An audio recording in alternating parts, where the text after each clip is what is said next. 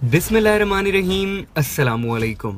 बज़्म हस्सान में खुश आमदीद। नाज़रीन इकराम, सुल्तान उस्मान गाजी की वफात के बाद उनका छोटा बेटा सुल्तान उरहान गाजी 1326 ईस्वी में 40 बरस की उम्र में तख्त नशीन हुआ।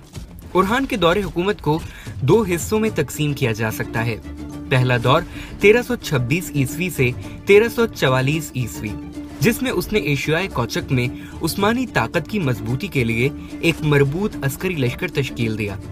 वो रसूल अल्लाह सल्लल्लाहु अलैहि वसल्लम की बशारत को पूरा करना चाहता था, जो आप सल्लल्लाहु अलैहि वसल्लम ने फतह कुस्तुनतुनिया के बारे में की थी। दूसरा दौर 1344 था 1359 ईस्वी, जिसमें वो थ्रेस और मकदूनिया में कदम जमाने और सरजमीन यूरोप में अपनी सल्तनत को वसी करने की तगोदौ में मशगूल रहा। उरहान गाजी को सल्तनत उस्मानिया का असल बानी भी कहा जाता है।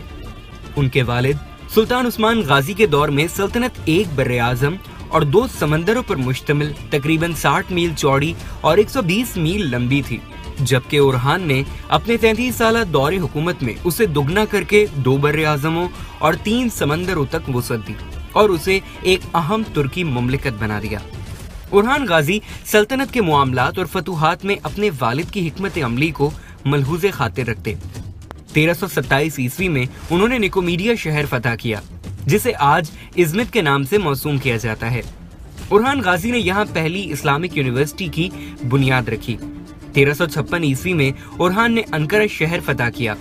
सुल्तान उरहान कुस्तुनतुनिया की फतह के बारे में पैगंबर इस्लाम सल्लल्लाहु अलैहि वसल्लम के कौल को पूरा करना चाहते थे, जिसके लिए उन्होंने 1358 ईस्वी में तरनात के कले गैलीपोली की बंदरगाह फतह की, जहां जिनकिला, इब्साला और रोडोस्तो के किले आबाद थे।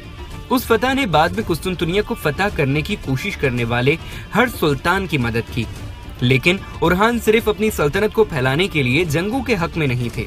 यही वजह थी कि कारीसी शहर की फतह करने के बाद उन्होंने अगले 30 साल तक फतह याफ्ता शहरों पर अपनी सल्तनत बरकरार रखने को तरजीह दी। उरहान ने नए फतह याफ्ता शहरों में खास तौर पर सल्तनत उस्मानिया के उस वक्त के दारुल हुकूमत बुरसा में मसाजिद और मदरसे और सराय कायम किए, इसलिए बुरसा एक अहम इस्लामी मरकज बन गया। बादिज़ां उरहान ने एक आईन सल्तनत तश्कील दिया और पहली इस्लामिक यूनिवर्सिटी कायम की, जिसका प्रिंसिपल दाऊद कसरी को मुकर्रर किया गया, जो उस्मानी उलमा में बड़ी शोहरत रखते थे। इस्लामी मुमलिकत में खुतबा इजहार हाकमियत का एक अहम जरिया था। मसाजिद में खतीब दुआए खैर के साथ हुक्मरान के हक में भी दुआए खैर करता। इससे लोगों को ये मालूम हो जाता कि कौन फरमा रवा है। उस्मानियों में उरहान पहला हुक्मरान था जिसने 1326 में बुरसा से आकचा नामी सिक्का जारी किया। वो फनून हर्ब का माहिर और पैदाइशी जर्नैल था। उसका अहम कारनामा इस्लामी लश्कर की तासीस और उसे एक खास फौजी निजाम का पाबंद बनाने के लिए मंसूबा बंदी करना था। ये लश्कर कई यूनिटों पर मुनकसिम था। हर यूनिट में 10, 100 या 1000 सिपाही थे। माले गनीमत का खुम्स यानी 5वां हिस्सा इस लश्कर पर खर्च होता था। ये एक बाकायदा फौज थी। इससे पहले सिर्फ जंग के वक्त लोग रजाकाराना तौर पर जमा होते थे, किसी बाकायदा फौज का इंतजाम नहीं था। उरहान ने इस लश्कर के लिए छावनियां बनाई जहां उन्हें जंग के लिए तरबियत दी जाती। इस नई फौज का नाम जैनिसी रखा गया, जिसका मतलब है एक नई बटालियन, या दूसरे अल्फाज में उन्हें जानिसारी भी कहा जाता है, यानी वो लोग जो अपनी जान निसार करने के लिए तैयार हैं। इस फौज को पहली मुनज़्ज़म फौज के तौर पर भी पहचाना जाता है। उरहान अपने फतह याफ्ता हर किले में चंद रोज गुजारता ताकि अफवाज हुब्बुल वतनी के जज्बे से सरशार रहें और सरहदों की हिफाजत करें। वो 1 माह से ज्यादा किसी शहर में न रहता। जिन बच्चों को खुसूसी जिहादी तरबियत दी जाती थी वो नसरानी नहीं होते थे, बल्कि वो नसरानियत तर्क करके इस्लाम कबूल कर लेते थे।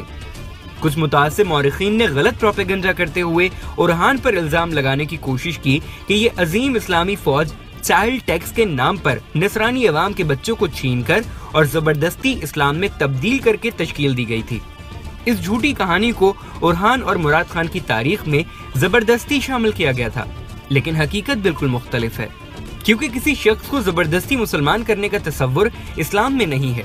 हकीकत ये है कि उन तमाम जंगों और लड़ाइयों में बहुत सारे बच्चे अपने वालिदैन से अलग हो गए थे।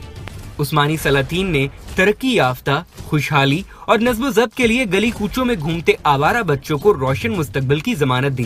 انہیں فکری، ادبی اور دینی تعلیم دی گئی۔ علماء کرام اور مفکرین نے ان کے دلوں میں وفاداری، مذہب کے تحفظ اور اللہ کے لیے لڑائی کے جذبے کو بڑھایا۔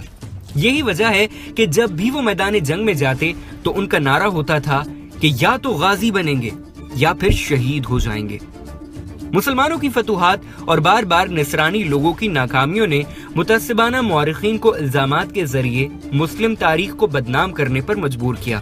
افسوسناک امر یہ ہے کہ ہمارے متعدد مسلم مورخین بھی ان متعصبانہ مورخین سے متاثر ہیں، جن کی وجہ سے انہوں نے ہمارے اسکولوں، کالجوں اور یونیورسٹیوں میں ایسی جھوٹی کہانیاں سنائیں جن کا اسلامی عثمانی سلطنت سے کوئی تعلق نہیں ہے۔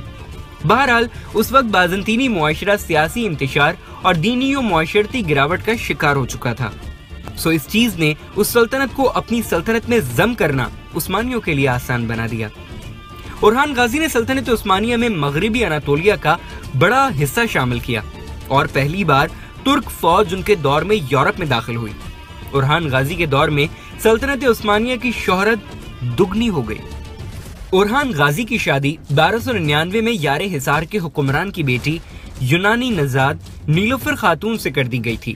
شادی کے بعد نیلوفر نے اسلام قبول کیا۔ یہی خاتون سلیمان پاشا اور سلطان مراد اول کی ماں بنی۔ اورحان خان کا بڑا بیٹا شہزادہ سلیمان پاشا شکار کھیلتے ہوئے گھوڑے سے گر کر ہلاک ہو گیا۔ ایک لائق اور قابل بیٹے کی موت کا صدمہ اورحان کو لے ڈوبا۔ اس کے ایک برس بعد 1359 عیسوی کو 63 برس کی عمر میں اورحان غازی نے وفات پائی اور برسا میں دفن ہوئے۔ تو دوستو، یہ تھی سلطنت عثمانیہ کے دوسرے سلطان اورحان غازی کی مختصر مگر سچی تاریخ۔ اگلی ویڈیو میں ہم آپ کے ساتھ سلطان اورحان غازی کے بیٹے سلطان مراد اول کی داستان شیئر کریں گے۔ امید ہے کہ آپ کو یہ ویڈیو پسند آئی ہوگی۔ اسے لائک کریں اور اس طرح کی مزید ویڈیوز دیکھنے کے لیے ہمارا چینل سبسکرائب کر لیں۔ بزم حسان سے ملک حسان اور ویڈیو ایڈیٹر اسد کو دیجیے اجازت۔ فی امان اللہ۔